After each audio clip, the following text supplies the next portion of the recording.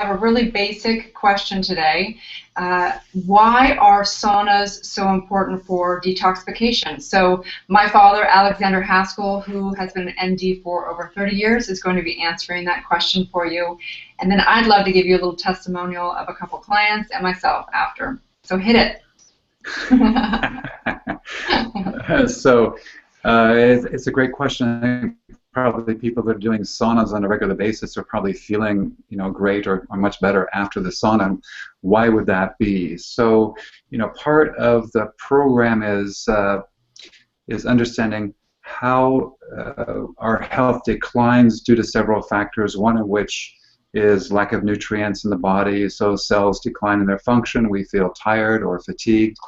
And the other main factor is that we're being constantly exposed to various toxins in our environment, especially our homes. Those toxins enter in to the body through the skin and through our lungs, and also to some extent through our foods, if the foods have been, agriculturally sprayed with various toxins. So as those toxins enter the system, primarily they go into the bloodstream first of all, also into the lymphatic system.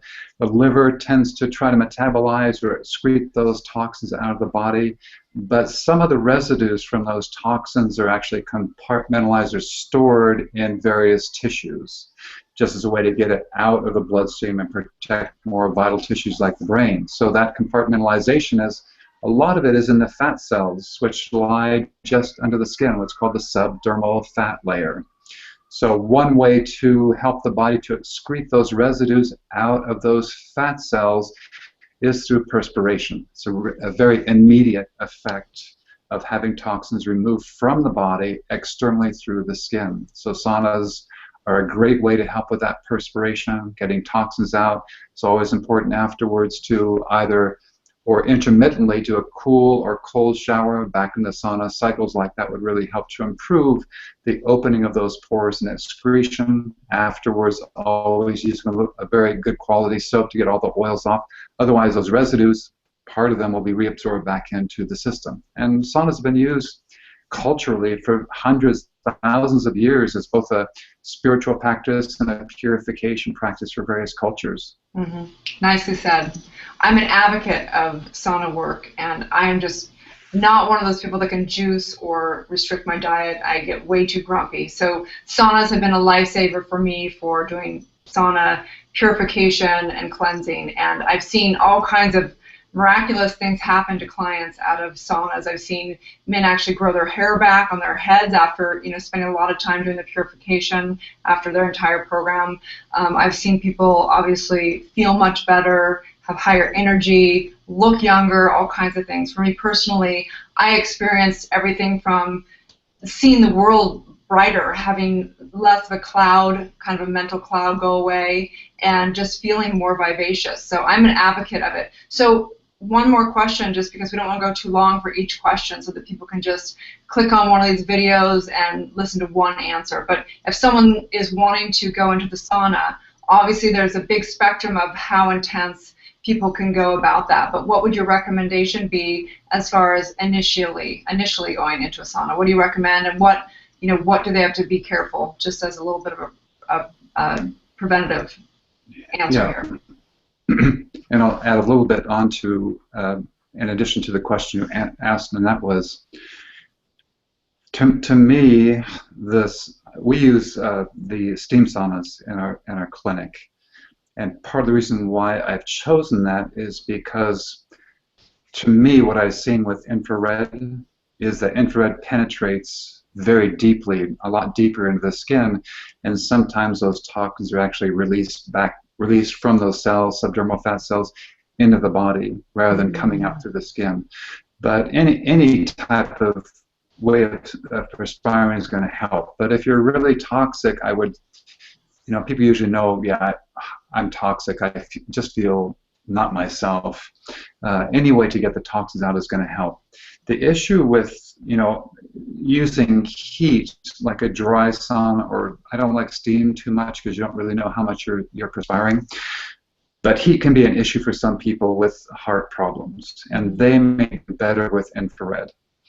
So the main issue for people is that the metabolic rate of the cells of the body when when the body gets hot, causes a greater burning of calories, so to speak. And what is required for that increased metabolic rate with cells and with the body is sugar, glucose from the bloodstream. So if people have a blood sugar dysregulation or chronic fatigue or adrenal fatigue, they need to be monitoring themselves and seeing how they feel. It's not a matter of, I'm going to push through this. When I'm feeling right now in the sauna, I'm feeling a little bit nauseous, I feel like a little bit faint.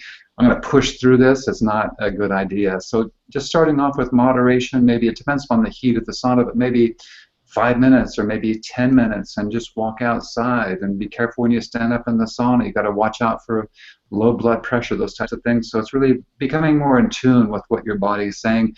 Leave the sauna if you can, take a cool shower, sit down for a little bit, come back in the sauna. Just be really moderate with applying this detoxification or purification therapy.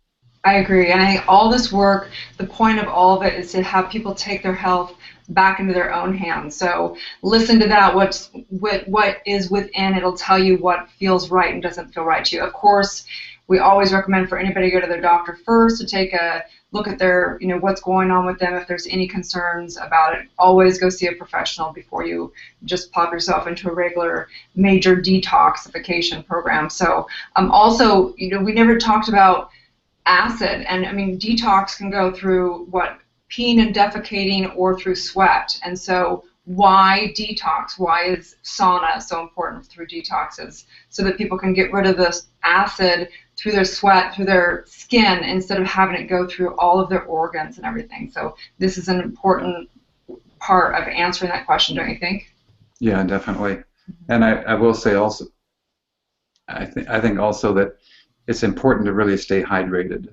So when I do a sauna, then I'll take a large glass, never plastic in a sauna, always a large glass of high quality water to be just used as the body becomes a little bit thirsty inside the sauna.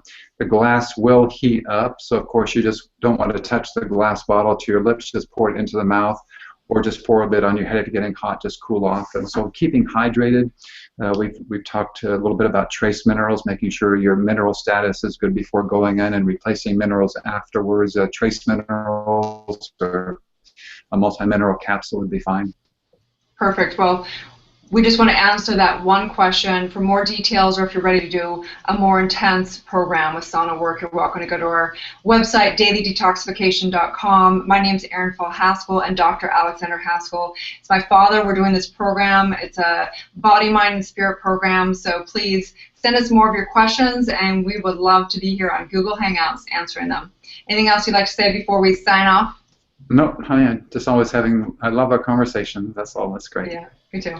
Okay, you guys have a great day, and go detox or something. Ciao.